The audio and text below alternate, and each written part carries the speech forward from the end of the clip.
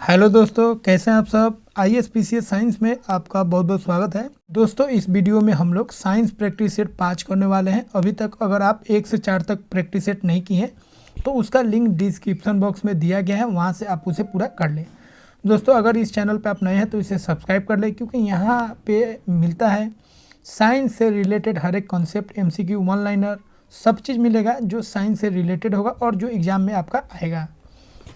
दोस्तों, आप इसका PDF भी डाउनलोड कर सकते हैं। डिस्क्रिप्शन बॉक्स में उसका लिंक दिया गया है, वहाँ से आप इसे डाउनलोड करके आसानी से रिवीजन कर सकते हैं। तो चलिए हम स्टार्ट करते हैं। पहला प्रश्न है, LPG सिलेंडर के रिसाव के उत्पन्न दुर्गंध निम्नलिखित में से किसकी होती है? A methane, B propane, C butane, D ethyl mercaptan. तो सही आंसर हो जाएगा D इथाइल मर्केप्टन। तो दोस्तों, इथाइल मर्केप्टन को मिला दिया जाता है LPG में, क्योंकि LPG जो होता है उसमें कोई भी दुर्गंध नहीं होता है और इसको मिला दिया जाता है ताकि जब गैस लीक हो तो हमें पता चल सके कि गैस लीक हो रहा है, LPG लीक हो रहा है। अगला प्रश्न है, निम्नलिखित में से कौन सा एक पदार्थ प्राकृतिक बहुलक है? A बेकलाइट, B रेशम, C क्योलार, D लेक्सान। तो सही आंसर हो जाएगा B रेशम। अगला प्रश्न है, यूरिया है A एक नाइट्रोजन युक्त कार्बनिक यौगिक, B एक नाइट्रोजन युक्त अकार्बनिक यौगिक, C एक पादप हार्मोन, D एक ऊर्जा शोषी पदार्थ। तो सही आंसर हो जाएगा A एक नाइट्रोजन युक्त कार्बनिक यौगिक होता है और यूरिया का जो फॉर्मूला होता है वो क्या होता है? NH2CO NH2। अगला प्रश्न है, निम्नलिखित में से कौन सा कार्बनिक अम्ल अंगूर, इमली तथा केला में प्रचुर मात्रा में विद्यमान रहता है? A एसिटिक अम्ल, B साइट्रिक अम्ल, C लैक्टिक अम्ल, D टर्टेरिक अम्ल। तो सही आंसर हो जाएगा D टर्टेरिक अम्ल।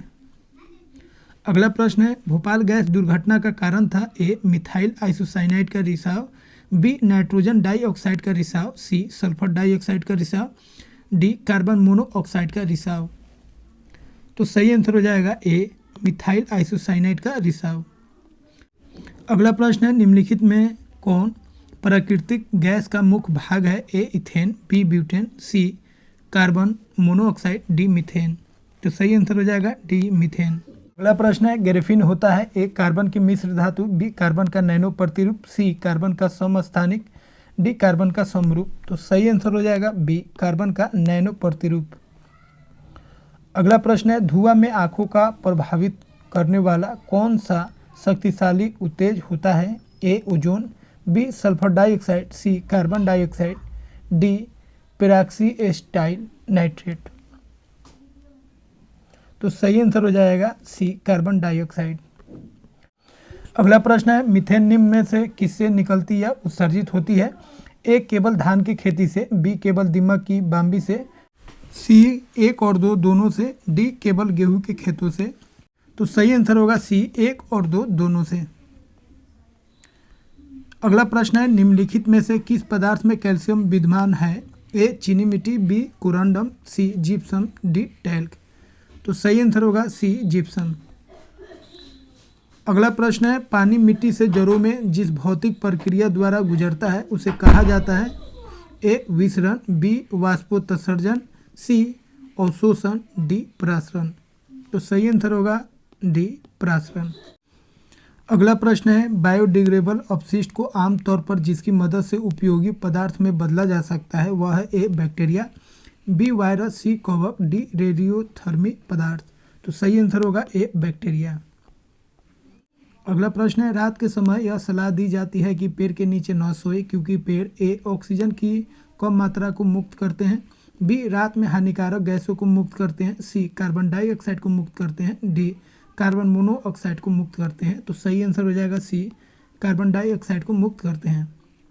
अगला प्रश्न है, कीटभक्षी पौधे मिट्टी में किसकी कमी से उगते हैं? A पानी, B magnesium, C nitrogen, D calcium. तो सही आंसर हो जाएगा C नाइट्रोजन। अगला प्रश्न है, पौधों का तना पौधे के सभी हिस्सों में भोजन वितरित करने में तथा में भी मदद करता है? A भोजन के भंडारण, B पौधों का आकार देना, C श्वसन, D प्रकाश संश्लेषण।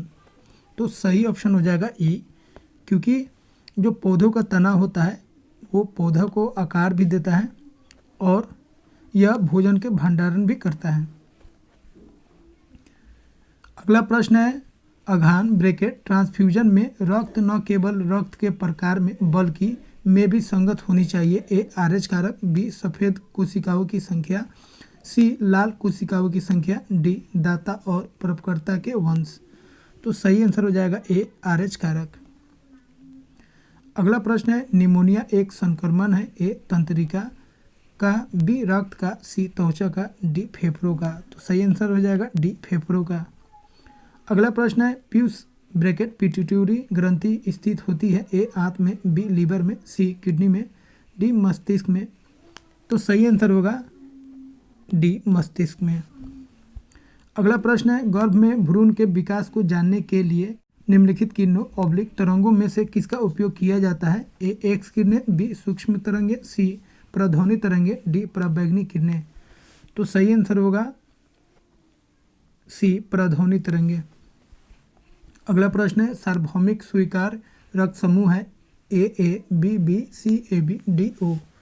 तो सही आंसर होगा डी मतलब ओ ग्रुप। अगला प्रश्न है आमतौर पर सुरक्षा फ्यूज लगाने के लिए प्रयोग होने वाली तार किस पदार्थ की बनी होती है। ए टीन, बी सीसा, सी निकेल, डी टीन और शीशे का एक मिश्र धातु। तो सही आंसर होगा डी टीन और शीशे का एक मिश्र धातु होता है। कौन? जो फ्यूज हम लोग लगाते हैं घरों में सुरक्षा के लिए। अगला प्रश्न है जब एक पत्थर को चांद की सतह से पृथ्वी पर लाया जाता है तो ए इसका द्रव्यमान बदल जाएगा, बी इसका भार बदल जाएगा परंतु द्रव्यमान नहीं, सी भार और द्रव्यमान दोनों बदल जाएंगे, डी न द्रव्यमान और न ही भार बदलेंगे। तो सही आंसर हो जाएगा बी इसका भार बदल जाएगा परंतु इसका द्रव्यमान जो है नहीं बदलेगा। अगला प्रश्न है पदार्थ के संवेग और वेग के अनुपात से कौन सी भौतिक राशि प्राप्त की जाती है। ए वेग, बी त्वरण, सी द्रव्यमान, डी बल। तो सही आंसर हो जाएगा सी द्रव्यमान। तो दोस्तों संवेग जो होता है मास इंटू वेलोसिटी होता है और वेग जो होता है वो वेलोसिटी होता है। इसको डिवाइड करेंगे तो कितना आएगा एम मतलब मास हो जाएगा मतलब द्रव्यमान। अगला प्रश्न है बल गुणनफल है। ए द्रव्यमान और वेग का, बी द्रव्यमान और त्वरण का, सी भार और वेग का, डी भार और त्वरण का। तो सही आंसर हो जाएगा बी द्रव्यमान और त्वरण का। तो दोस्तों फोर्स बराबर क्या होता है मास इंटू एक्सलेशन मतलब द्रव्यमान गुने क्या हो जाएगा त्वरण। अगला प्रश्न है निम्नलिखित में कौन सी राशि सदिश नहीं है। ए विस्थापन, बी वेग, सी बल, डी आयतन। तो सही आंसर होगा डी आयतन। ये तीनों जो है ये सदिश राशि है लेकिन आयतन जो है वो सदिश राशि नहीं होती है। अगला प्रश्न है दो उत्तरोत्तर श्रृंग अथवा दो उत्तरोत्तर गर्त के बीच की दूरी को क्या कहते हैं। ए आयाम, बी तरंग दैर्ध्य, सी आवृत्ति, डी विस्थापन। तो सही आंसर हो जाएगा बी तरंग दैर्ध्य। तो दोस्तों जब वेव एक चलता है ऐसे आपका श्रृंग है और ये जो बिंदु है ये क्या है गर्त है, तो दो श्रृंग या दो गर्त के बीच का जो दूरी होता है उसको तरंग दैर्ध्य बोलते हैं और इसको हम लोग लैम्डा से डिनोट करते हैं जिसको हम लोग वेवलेंथ बोलते हैं। अगला प्रश्न है निम्नलिखित में से किसमें ऋणात्मक आवेश होता है। ए एक्स कण, बी अल्फा कण, सी बीटा किरण, डी गामा किरण। तो सही आंसर हो जाएगा सी बीटा किरण। तो बीटा किरण का जो चार्ज होता है वो -1 होता है, बाकी सबका जो चार्ज है अल्फा किरण का प्लस चार्ज होता है +2, एक्स किरण का चार्ज नहीं होता है और गामा किरण का भी चार्ज नहीं होता है। तो ऋणात्मक चार्ज किसका होता है बीटा किरण का। अगला प्रश्न है टरबाइन व डायनेमो से बिजली प्राप्त करने में किस ऊर्जा को विद्युत ऊर्जा में परिवर्तित करते हैं। ए रासायनिक ऊर्जा, बी सौर ऊर्जा, सी मैकेनिकल ऊर्जा, डी मैग्नेटिक ऊर्जा। तो सही आंसर हो जाएगा सी मैकेनिकल ऊर्जा। अगला प्रश्न है पढ़ने में काम आने वाला ग्लास किस प्रकार के लेंस से बनते हैं। ए अवतल, बी उत्तल, सी साधारण, डी ए और बी दोनों। तो सही आंसर होगा ए अवतल लेंस। दोस्तों अभी तक इस चैनल को आप सब्सक्राइब नहीं किए हैं तो सब्सक्राइब कर ले क्योंकि यहाँ पे साइंस से रिलेटेड सारा concept, theory, MCQ, one liner सभी चीज़ दिया जाता है और जो भी आप एग्ज़ाम का तैयारी कर रहे हैं उसमें साइंस का जो भी प्रश्न आएगा उनको करने में आप सक्षम होंगे, वो सारा चीज़ आपको यहाँ पे बताया जाएगा। तो मिलते हैं दोस्तों अगले वीडियो में एक नए टॉपिक के साथ।